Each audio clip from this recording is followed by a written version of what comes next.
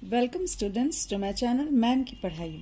Students, today I am going to start fourth chapter in your civics, the parliamentary form of government.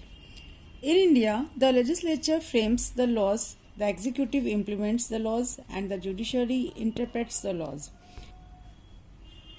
Bharat में जो legislature होता है वो law को frame करता है, मीन्स बनाता है. एग्जीक्यूटिव उन्हीं लॉज को इम्प्लीमेंट्स कराता है सिटीजन से, यानी कि फॉलो कराता है. और जुडिशरी का काम होता है लॉज को इंटरप्रेट करना, उसको उसकी व्याख्या करना और जो गलत है उसको पनिशमेंट देना.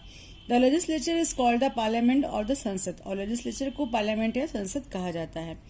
अब reason for opting for the parliamentary system of government in India. India में पार्लियामेंट्री सिस्टम ऑफ गवर्नमेंट को क्यों ऑप्ट किया गया है या चुना गया है, इसका reason. First, being a British colony, India was influenced by the British parliamentary system of governance. चूंकि हम लोग एक ब्रिटिश की कॉलोनी बन के रह चुके हैं, यानी उनके गुलाम बन के रह चुके हैं, इसलिए हमारा जो देश भारत है वो ब्रिटिश के पार्लियामेंट्री सिस्टम से बहुत ज्यादा इन्फ्लुएंस्ड है, बहुत प्रभावित है. To give equal representation to the multiple religious and linguistic groups so that they could elect their representatives. और चूंकि हमारे यहाँ बहुत सारी डिफरेंसेस हैं, बहुत सारी डाइवर्सिटीज हैं, इसलिए हर किसी को इक्वल रिप्रेजेंटेशन मिल सके. जैसे कि यहाँ बहुत सारे रिलीजन्स हैं, बहुत सारे धर्म हैं, और साथ में बहुत सारे लिंग्विस्टिक यानी लैंग्वेज के ग्रुप्स हैं, तो वो अपने ग्रुप्स के या अपने रिप्रेजेंटेटिव को इलेक्ट कर सके, इसलिए भी हमारे यहाँ ये गवर्नमेंट फॉर्म करती है. And third, the executive being responsible to the parliament reduces the chances of dictatorship. और एग्जीक्यूटिव की वजह से बहुत ही कम चांसेस होते हैं कि डिक्टेटरशिप हमारे यहाँ आ सके. Now parliament. The Indian parliament consist of the president and the two houses of parliament. भारतीय पार्लियामेंट जो है वो प्रेसिडेंट यानी राष्ट्रपति और दो हाउसेज के साथ में एक पार्लियामेंट बनती है. दोनों हाउसेज हैं Lok Sabha and the Rajya Sabha. Lok Sabha. The Lok Sabha is the lower house of the parliament. Parliament का जो लोअर हाउस है या निचला सदन, उसे लोकसभा कहते हैं. At present it can have up to 545 members, और इस समय इसमें अधिक से अधिक 545 मेंबर्स हो सकते हैं. Most of the members of the Lok Sabha are elected directly by the people. और जितने भी मेंबर्स लोकसभा के होते हैं मैक्सिमम वो लोगों के द्वारा या भारतीय जनता के द्वारा इलेक्ट किए जाते हैं या चुने जाते हैं. The president of India may nominate up to 2 members from the Anglo Indian community. और जो भारत के राष्ट्रपति हैं वो 2 मेंबर्स को, जो कि एंग्लो इंडियन कम्युनिटी के होते हैं, उन्हें नॉमिनेट करते हैं या चुनते हैं. Term.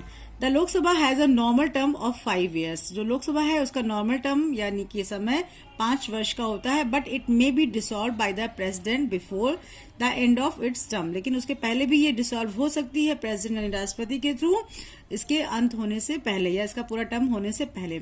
Also during an emergency it's term may be extended for 1 year. और अगर इमरजेंसी की कंडीशन आती है तो इस कंडीशन में इसका 1 साल बढ़ाया भी जा सकता है. Qualification of the members. First, he should B citizen of India. जो भी लोकसभा के मेंबर हैं वो उसे भारत का नागरिक होना चाहिए. He should be 25 years of age. उसकी एज कम से कम 25 साल होनी चाहिए. He should not be a proclaimed offender. Offender मतलब होता है गिल्टी, या मतलब किसी भी प्रकार से वो जेल ना गया हो, कोई भी उसको सजा ना मिली हो. ही should not be holding an office of profit under the government. उसको गवर्नमेंट के अंडर में किसी भी प्रकार का कोई प्रॉफिट वाला पोस्ट ना मिला हो. ही should not B proclaimed insolvent. और वो किसी भी तरह से बैंकरप्ट ना हो. इंसॉल्वेंट मीन्स बैंकरप्ट होता है, मतलब दिवालिया ना हो. इसके अलावा elections to the Lok Sabha are held at least once every 5 years. Lok Sabha के इलेक्शंस कम से कम 5 साल में एक बार अवश्य होते हैं. For the purpose of elections the country is divided into as many constituencies are created on the basis of population, so that the more population states have more seats in the Lok Sabha.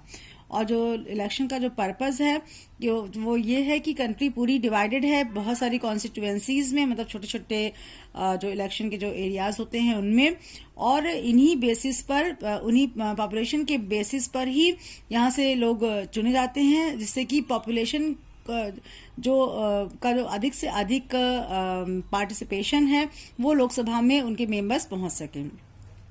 A candidate who contests elections may belong to a political party or be an independent candidate। और जो भी candidate लड़ता है election, वो चाहे तो किसी भी एक पॉलिटिकल पार्टी का हो सकता है और चाहे वो अलग से इंडिपेंडेंटली कैंडिडेट बनकर इलेक्शन लड़ सकता है।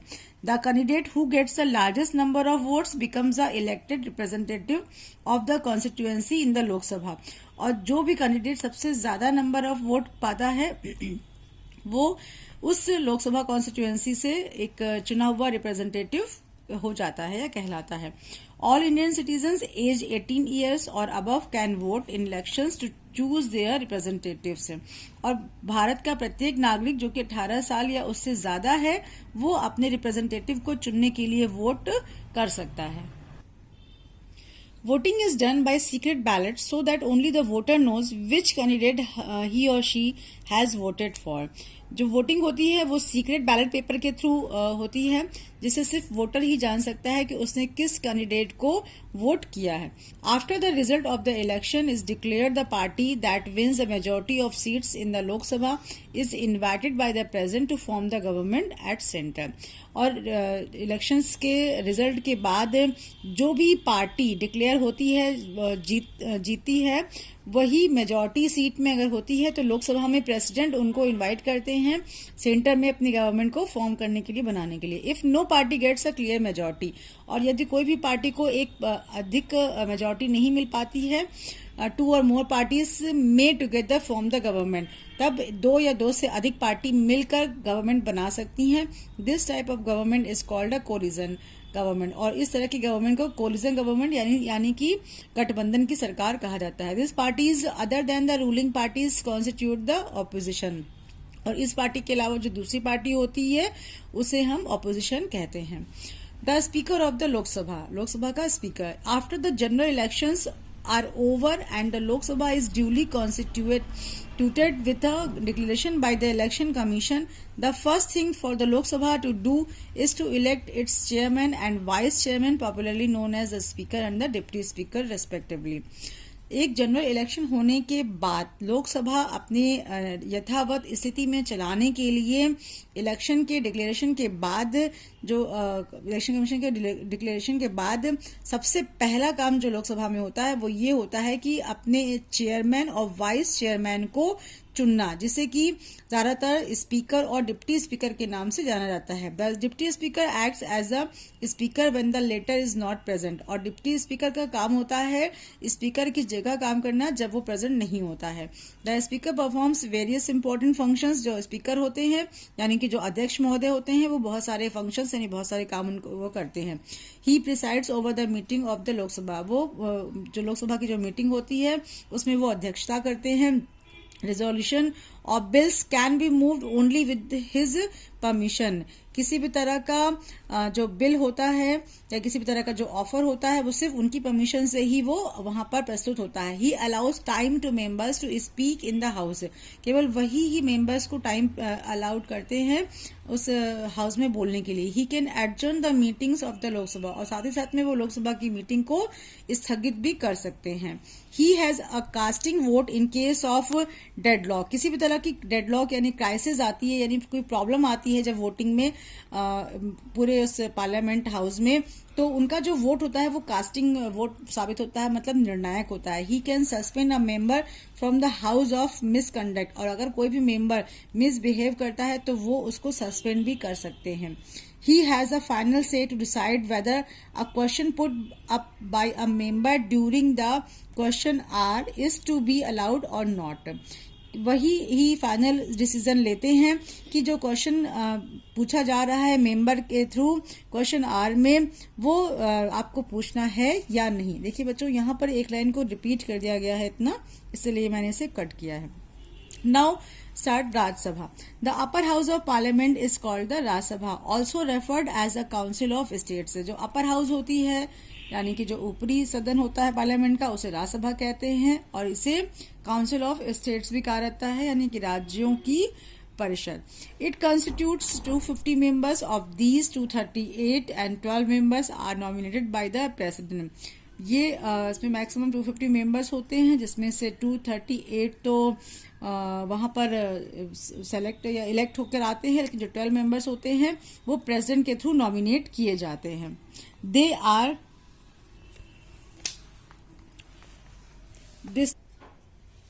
Distinguished individuals from the field of literature, art, science and social service. ये वो लोग होते हैं जो कि इंडिविजुअली यानी कि पर्सनली किसी खास क्षेत्र में, जैसे कि लिटरेचर साहित्य में, आर्ट यानी कला में, साइंस यानी विज्ञान में, और सोशल सर्विस यानी समाज सेवा में अपने क्षेत्र के ये सब बहुत ही इंपॉर्टेंट या बहुत ही फेमस लोग होते हैं. The elected members of the state legislative assemblies elect the members representing their states in accordance with the method of proportional representation. और जो इस स्टेट के जो लेजिस्लेटिव असेंबलीज के जो मेंबर्स होते हैं वो ही इन मेंबर्स को इलेक्ट करते हैं अपने स्टेट की रिप्रेजेंटेटिंग को दिखाने के लिए. The number of members from a particular state depends upon the population of the state. और जो नंबर ऑफ जो मेंबर्स होते हैं वो पर्टिकुलर स्टेट के, वो डिपेंड्स करते हैं कि उस स्टेट का जो पॉपुलेशन है वो कितना है. अगर ज्यादा है तो वहां के ज्यादा मेंबर्स रहते हैं, अगर कम है वहां का उस स्टेट का पॉपुलेशन तो वो कम रहते हैं. Presidency officer. The vice president of India presides over the Rajya Sabha. और जो वाइस प्रेसिडेंट ऑफ इंडिया होते हैं यानी कि भारत के जो उपराष्ट्रपति होते हैं वो राज्यसभा के अध्यक्ष होते हैं या अध्यक्षता करते हैं. He is the ex officio chairman because he gets this post of virtue of his office. वो एक्स ऑफिशियल चेयरमैन होते हैं यानी कि पदाधिकारी होते हैं इस पद के लिए. Qualification of the members. अब राज्यसभा के मेंबर्स के लिए क्या क्वालिफिकेशन होती है? To be a member of the Rajya Sabha has to be an Indian citizen as at least 30 years. उस व्यक्ति को भारतीय नागरिक होना चाहिए, कम से कम 30 वर्ष का होना चाहिए. शुड नॉट बी बैंकरप्ट और mentally unsound.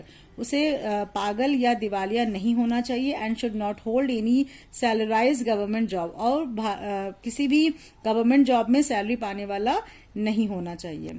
The Parliament in session. The period during the House meets to conduct its business is called a session. जब कोई भी हाउस एक साथ बैठता है और अपना जो मीटिंग स्टार्ट करता है इसे सेशन कहा जाता है. A constitution empowers the president to summon each house. हमारे संविधान ने प्रेसिडेंट यानी राष्ट्रपति को यह अधिकार दिया है कि वो किसी भी हाउस को बुला सकते हैं. The parliament according to our constitution must at least twice a year. और पार्लियामेंट हमारे कॉन्स्टिट्यूशन के अकॉर्डिंग कम से कम एक साल में 2 बार इसकी मीटिंग होनी चाहिए. There should be a gap of more than 6 months between the 2 sessions. और केवल 2 सेशन के बीच में सिर्फ 6 मंथ्स का गैप रखा जा सकता है. If it is so happen then the president has the power to summon either house. अगर ऐसा नहीं होता है तो प्रेसिडेंट के पास कुछ पावर्स होती हैं. पहला है समन ईदर हाउस, किसी भी वो हाउस को समन कर सकते हैं यानी कि बुला सकते हैं. सेकंड है discontinue the meetings of either house without dissolving it. किसी भी हाउस की मीटिंग को वो डिसकंटिन्यू मतलब रोक सकते हैं या उसको मतलब बिना डिसॉल्व किए, बिना भंग किए. Dissolve the house of the people in consolation with the prime minister. और प्राइम मिनिस्टर की सहायता से किसी भी हाउस को वो डिसॉल्व भी कर सकते हैं, भंग कर सकते हैं. अब है functions of the parliament. Parliament का फंक्शन क्या है? फर्स्ट है introduction of the new laws. जितने भी नए लॉ बनाए जाते हैं वो सब पार्लियामेंट में ही होता है. सेकंड है financial control over the governments income. Government की जो भी इनकम आती है उन पर कंट्रोल पार्लियामेंट के थ्रू ही रखा रहता है. Control over the executive. पूरी जो सरकार चलती है उस पर कंट्रोल करना. साथ ही साथ इंट्रोडक्शन ऑफ न्यू लॉज. देखिए अब जो पार्लियामेंट का काम होता है वो नए लॉज को बनाना, मतलब नए नए नियम कानून को बनाना इसका सबसे मेन काम होता है. तो the parliament can introduce new laws and change the old ones. Parliament का काम है कि वो नए लॉ को लेकर आए या पुराने को वो चेंज कर सकता है. और law is first introduce in the form of A bill. सबसे पहले कोई भी एक जो लॉ होता है, कानून होता है, वो बिल के रूप में इंट्रोड्यूस किया जाता है किसी भी हाउस में. अ bill is the draft of A proposed law.